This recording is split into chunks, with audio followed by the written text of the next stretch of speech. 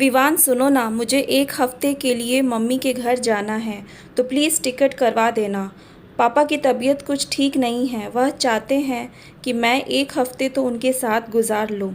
चित्रा ने कपड़ों की तह लगाते हुए विवान से कहा, जो बेखबर सा अपने मोबाइल में लगा हुआ था। क्या हुआ पापा को? यार विवान, तुम बात तो करते नहीं हो किसी अपने से, दोस्तों के सिवाय। कल ही तो मैंने बताया तुम्हें कि पापा की तबीयत ठीक नहीं है। कहा तो तुम्हें उनसे पूछना चाहिए था, और कहा तुम्हें पता ही नहीं है कि क्या हुआ है। चित्रा ना चाहते हुए भी बिफर पड़ी। अच्छा ठीक है, अब सोते वक्त तो ये सब नहीं करते हैं, कल बात कर लेंगे, कहकर वह चैन की नींद सो गया। अगली सुबह नाश्ते की टेबल पर चित्रा ने सासू माँ और विवान दोनों का नाश्ता लगाकर फिर विवान से पूछा, मैं इसलिए कह रही थी क्योंकि यह लॉन्ग वीकेंड की छुट्टी भी है। मैं हो आती तो अंशु की पढ़ाई का भी नुकसान नहीं होता। और चित्रा की बात पूरी भी नहीं हुई कि विवान ने उसे बीच में ही टोका, अरे यार, सुबह सुबह ही तुम शुरू हो गई। वैसे मैं तुम्हें बताना भूल गया था, लेकिन हमारे कॉलेज ग्रुप पर रीयूनियन है, तो मैं कल ही गोवा के लिए निकल रहा हूँ। लॉन्ग वीकेंड है तो मेरी 1-2 छुट्टियों में ही काम हो जाएगा। तुम अपनी मम्मी के घर फिर कभी चले जाना, क्योंकि मेरी गैर हाजिरी में माँ का ख्याल कौन रखेगा। तुम्हें तो पता ही है वह बीमार रहती हैं और अपना काम खुद से नहीं कर सकती हैं। विवान की माँ यह सब सुन रही थी। उन्होंने कहा, ऐसी बात है तो तू मुझे अपनी दीदी के यहाँ छोड़ दे बेटा, कुछ दिनों के लिए, और तुम लोग अपना अपना काम कर लो। मेरी वजह से छुट्टियाँ क्यों ख़राब करनी? वह उदास होकर बोली। विवान ने तुरंत बोला, नहीं माँ, दीदी के यहाँ क्यों? उन्हें भी तो छुट्टियों में और काम होता होगा।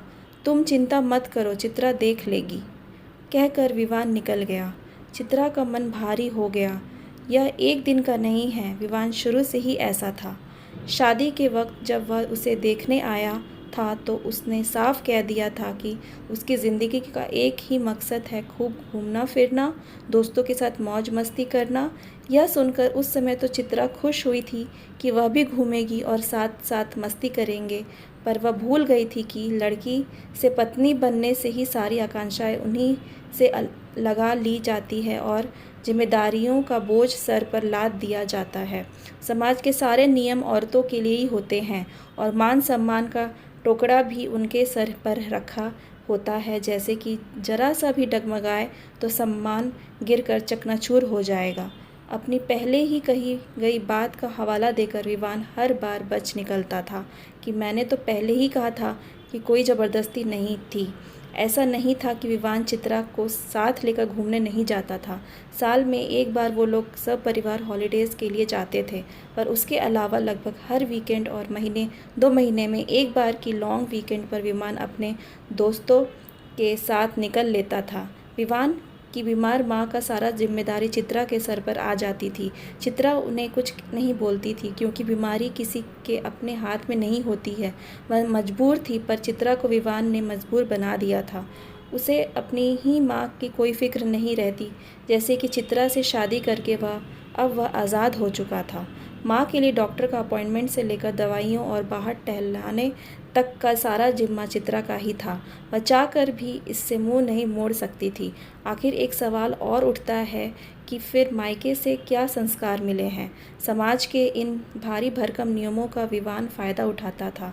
वह जानता था कि चित्रा के स्वभाव को, पर इस बार चित्रा बहुत दुखी हो गई थी। उसे लगा था कि कम से कम विवान अब तो समझेगा। शादी को कितने साल हो गए, उसने कभी भी जिद नहीं की, पर हर बार की तरह इस बार भी उसने बिना बताए अपना प्लान कर लिया था। अगर वह माँ जी के पास रुक जाता तो चित्रा भी पापा के पास हो आती। पूरे दिन उसका मूड बिगड़ा रहा और वह रोती रही, पर शाम को आने के बाद भी विवान ने उसे कुछ नहीं पूछा। वह जानता था कि ज़्यादा बात करना मतलब उसका प्लान कैंसिल होना है। बाद में आकर तो वह चित्रा को मना ही लेगा। उसने अपना सामान बांधा और चुपचाप दोस्तों के साथ निकल गया। चित्रा ने ठान ली थी कि बस। विवान ने उसे जैसी पत्नी का दर्जा ना देकर अपने लिए सामाजिक सुरक्षा कवच बना दिया, ताकि कोई उसे यह ना टोके कि उसने पारिवारिक जिम्मेदारियां नहीं निभाई और घूमने फिरने में ज़िंदगी बिता दी। अपनी ज़िंदगी तो जिए जा रहा था, पर बाकी उसे कोई परवाह ना रह गई थी। चित्रा का ऐसा था कि वह चाहती तो विवान को सबक सिखा सकती थी, पर वह सच में माँ जी के प्रति लगाव रखती थी। उसे लगता था कि इसमें इन बेचारी का क्या दोष। शायद ईश्वर ने जानबूझकर उन्हें चित्रा से मिलवाया, क्योंकि वह भी जानते थे कि विवान जैसे संतान अपने पर पेरेंट्स के प्रति उसी तरह संवेदनाहीन रहने वाला है। धीरे धीरे चित्रा की उम्मीदें भी कम होती गई कि जो माँ का ना हुआ वह पत्नी का क्या होगा। हफ्ते भर घूमने फिरने के बाद जब विवान वापस आया तो वह चौंक गया, क्योंकि घर पर कोई नहीं था। उसने जानबूझकर हफ्तों तक फ़ोन तक नहीं लगाया। वह नहीं चाहता था कि चित्रा की चिक से उसका छुट्टी खराब हो जाए। विवान ने चित्रा को फ़ोन किया, पर उसने फ़ोन नहीं उठाया। उसने माँ को फ़ोन लगाया तो माँ ने भी नहीं उठाया। अनजाने आशंका के डर से वह घबरा उठा, कहीं इस बीच माँ को तो कुछ नहीं ऐसा होता तो चित्रा उसे तो ज़रूर कॉल करती। उसने घबराते हुए चित्रा के मायके फ़ोन लगाया। वहाँ से चित्रा के पिताजी ने फ़ोन उठाया। जी पापा जी, नमस्ते, कैसी तबीयत है आपकी? विवान को याद आया कि चित्रा के पापा की तबीयत खराब थी। मैं ठीक हूँ। क्या चित्रा वहाँ है? क्यों आपको बताकर नहीं आई बेटा? नहीं, ऐसी बात नहीं है, वह मुझे पता है तो है, पर वह कॉल नहीं उठा रही। मुझे चिंता हो रही कि माँ कहाँ है। माँ भी फ़ोन नहीं उठा रही हैं। मैंने दीदी को फ़ोन किया था, उनको भी माँ के बारे में कुछ पता नहीं है। तब तक फ़ोन पर माँ की आवाज़ आई। मैं यहीं हूँ विवान, तुम्हें चिंतित होने की कोई ज़रूरत नहीं है। मैं बहू के साथ कुछ दिन यहीं रहूँगी। माँ, तुम और चित्रा के मायके में? लोग क्या कहेंगे माँ? और ज़रूरत ही क्या थी मेरे पीठ पीछे आप लोगों को इतना बड़ा डिसीज़न ले लिया? विवान भड़क उठा। शायद यह निर्णय हमें बहुत पहले ही लेना चाहिए था। मुझे तो कभी हिम्मत ही नहीं हुई तो मैं तुझे सुधार सकूं या समझा सकूं, जिस वजह से आज चित्रा को इतनी परेशानी झेलनी पड़ी। मैंने तेरी और चित्रा के रिश्ते को कई सालों से चित्रा को ही अकेले निभाते हुए देखा है। तेरे तरफ से कोई कोशिश नहीं दिखाई दी। तूने अपने उसूल बना लिए, अपनी इच्छाएं बता दी, अपना एक घेरा बना लिया, पर कभी चित्रा के बारे में जानने की कोशिश नहीं की। उस बेचारी का कसूर इतना ही था कि सब कुछ जानने के बाद भी उसने निभाने की सोची। अपना होकर भी तूने कभी मेरा हाल न लिया, और पराई कहलाने वाली होकर भी उसने अपने बच्चे से ज़्यादा मेरी देखभाल की है, तो इस बार मुझे उसी का साथ देना था। इस सामाजिक दुहाई के चलते तू हर बार उसे बीच राह में यूं ही छोड़ जाता है। मैं उसी समाज को दिखाना चाहती हूँ कि हाँ, मेरा बेटा नहीं, मेरी बहू मेरा ख्याल रखती है। वह तुम्हारी पत्नी है, कोई सोशल सिक्योरिटी नहीं है जिसे तुम इस्तेमाल करके आराम से आज़ाद घूमते फिरते हो। तुम्हें अपनी जिम्मेदारियों को समझना होगा। मुझे हर पल यही लगता है कि मैंने तुम्हारी शादी करके गलती कर दी, किसी और की ज़िंदगी ख़राब कर दी। अपने हिसाब से जीना कुछ गलत नहीं है, पर अगर आप एक रिश्ते में हैं तो दोनों को निभाना पड़ता है। माँ प्लीज़, मैं बहुत शर्मिंदा हूँ। आप चित्रा को फ़ोन दो। चित्रा ने पहले तो मना किया, फिर फ़ोन ले लिया। हाँ बोलो। वैसे मैं नहीं आना चाहती थी, पर माँ ने ही ज़िद की और पापा की तबीयत सचमुच ख़राब थी। विवान, मैं सोच रही हूँ कि मैं अब वापस नहीं आऊँ। मैं अपनी कोई व्यवस्था देख लूँगी। तुम्हारी आज़ादी में और दखल नहीं डालेंगे। शायद तुम्हारी ज़िंदगी में मेरी कोई ज़रूरत नहीं है, और ना ही माँ की। माँ को मैं अपने साथ ही रखूँगी। तुम अब आज़ाद हो। तुम्हारी सोशल और पर्सनल लाइफ तुम्हें मुबारक हो।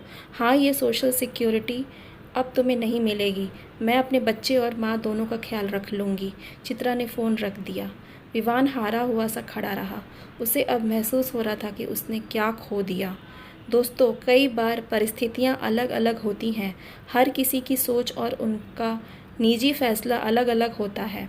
मैं ना तो यहाँ हालात से घबराकर घर छोड़ने का सपोर्ट कर रही हूँ, और ना ही किसी एक की गलती को आंखों पर पट्टी बांधे हुए सहने का समर्थन कर रही हूँ।